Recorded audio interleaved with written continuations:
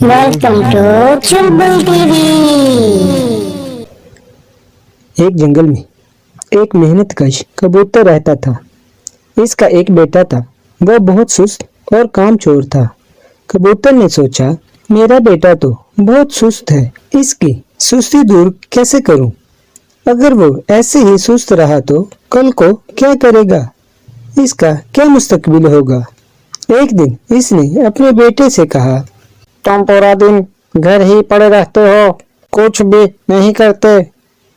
کبوتر کا بیٹا خاموش رہا تو اس کے باپ نے کہا، میری بات پہ غور کرو اور کوئی کام بھی کر لیا کرو۔ یہ کہہ کر کام پہ چلا گیا۔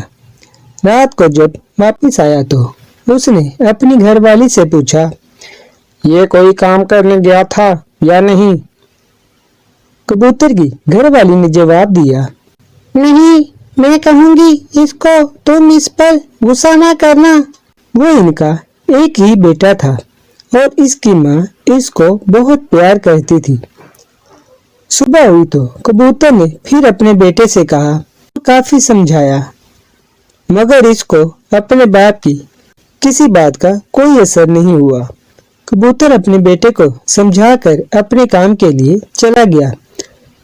اس کا بیٹا بھی گھر سے باہر چلا گیا۔ شام کو واپس آیا تو اس کی ماں نے پوچھا، تم کہاں گئے تھے؟ تم کو پتا ہے میں کتنی پریشان ہو گئی تھی۔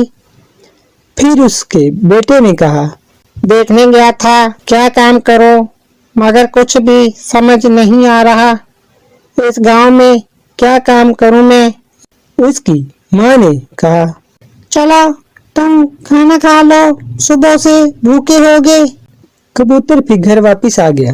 اس نے پھر کل کی طرح اپنی گھر والی سے پوچھا۔ اس کی گھر والی نے بتایا، وہ گیا تھا مگر وہ کیا کام کرے، اس کو کچھ سمجھ نہیں آیا تو وہ واپس گھر آ گیا۔ کبوتر نے کہا، ایسے تو بہت سست ہی رہ جائے گا۔ کبوتر بہت پریشان تھا کہ اب اپنے بیٹے کو کیسے سمجھائے۔ وہ کوئی بات نہیں مانتا، میں جو بھی کہتا ہوں نظر انداز کر دیتا ہے۔ پھر اس کو ایک ترکیب سوجھی۔ صبح ہوئی تو کبوتر نے اپنے بیٹے سے کہا، تم آج شہر چلے جاؤ، کوئی کام کرو، تم کو بھی پتہ چلے محنت کی کمائی کا کتنا مزہ ہوتا ہے۔ یہ کہہ کر کبوتر پھر چلا گیا۔ کبوتر کا بیٹا اپنی ماں کے پاس آیا۔ اس کی ماں نے کہا، تم دل چھوٹا نہ کرو۔ پھر وہ اندر گئی اور کچھ سکے لا کر دیے اور اپنے بیٹے سے کہا، جب تمہارا باپ آئے تو تم اس کو یہ دکھا دینا۔ کبوتر کا بیٹا پھر شہر چلا گیا اور بہت موج مستی سے پورا دن گزارا۔ شام کو گھر واپس آیا تو کبوتر اس کا انتظار کر رہا تھا۔ وہ اپنے باپ کے پاس آیا اور سکے دکھا کر بولا، یہ دیکھیں، آج یہ کما کے لایا ہوں۔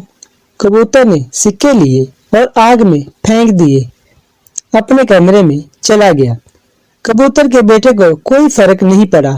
اگلے دن پھر اس نے ایسے ہی کیا اور رات کو اپنے باپ کو سکے دیے۔ کبوتر نے آج پھر سکے آگ میں پھینک دیے اور چلا گیا۔ کافی دنوں تک ایسے ہی چلتا رہا۔ ایک دن کبوتر کے جانے کے بعد اپنی ماں کے پاس گیا اور سکے مانگے۔ اس کی ماں نے کہا، میرے پاس جتنے سکے تھے سارے تم کو دے دیے ہیں، اب میرے پاس کوئی سکہ نہیں، جاؤ اور کما کے اپنے باپ کو دکھاؤ۔ آج وہ بہت پریشان ہو کر شہر چلا گیا۔ اس کو کوئی کام نہیں ملا۔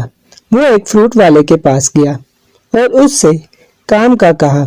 فروٹ والے نے کہا، میرے پاس جو کام کرتا تھا وہ بیمار ہو گیا ہے، اگر تم اس کے حصے کا کام کر دو گے تو میں تم کو 3 سکے دوں گا۔